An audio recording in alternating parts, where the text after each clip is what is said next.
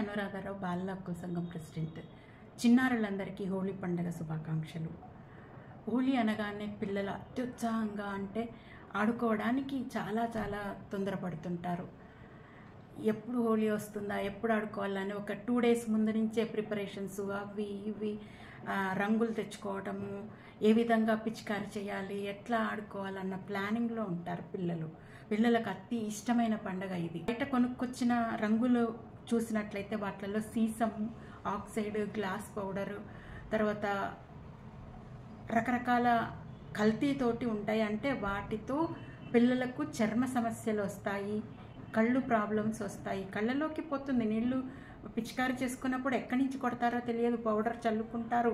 ఆ పౌడర్లో ఏమేమి ఉంటాయి, చాలా రకాల రసాయనాలు ఉంటాయి, శ్వాసకోశ ఇబ్బందులు వస్తాయి. అంటే అవి ఊపిరితిత్తులోకి వెళ్ళిందంటే చాలా డేంజర్.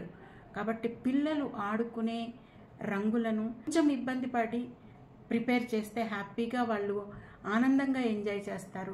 అట్లాగే హోలీ వాళ్ళు ఆడుకోవాలని రెడీ అవ్వగానే కొంచెం వాళ్ళ ఒంటికి కొబ్బరి నూనె అప్లై చేయాలి, రంగు అతుక్కుపోకుండా ఉంటుంది.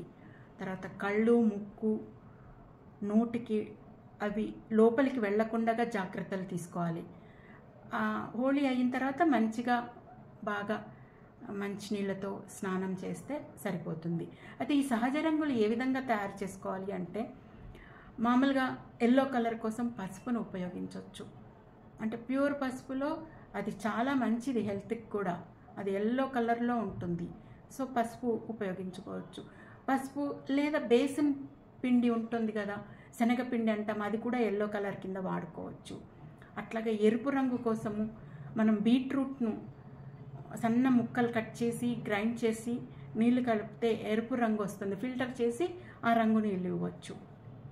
లేదంటే కొంచెం ముందుగా ప్రిపేర్ చేసుకుంటే ఒకరోజు ఆ బీట్రూట్ ముక్కలను ఎండలో పెడితే బాగా డ్రై అయిపోతాయి. వాటిని పొడి చేసి అది నీళ్ళలో కలిపి పౌడర్ కింద, ఎరుపు రంగు నీళ్ళ కింద వాడుకోవచ్చు.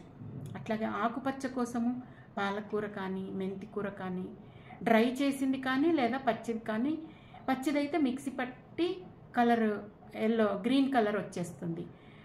డ్రై చేసామనుకోండి పౌడర్ ఉంటుంది, అది నీళ్ళలో కలిపితే ఆకుపచ్చ రంగు నీళ్ళు అయిపోతాయి. అట్లాగే నీలం కోసము నీలి రంగు పువ్వు ఉంటుంది. బ్లూబెర్రీస్ కానీ నీలి పువ్వు కానీ వాడినట్లయితే నీలి రంగు తయారవుతుంది. కాషాయం కోసము కాషాయం అంటే ఆరెంజ్ కోసము క్యారెట్ను మిక్సీ పట్టి నీళ్లు కలిపితే ఫిల్టర్ చేసినట్లయితే ఆరెంజ్ నీళ్ళు వచ్చేస్తాయి.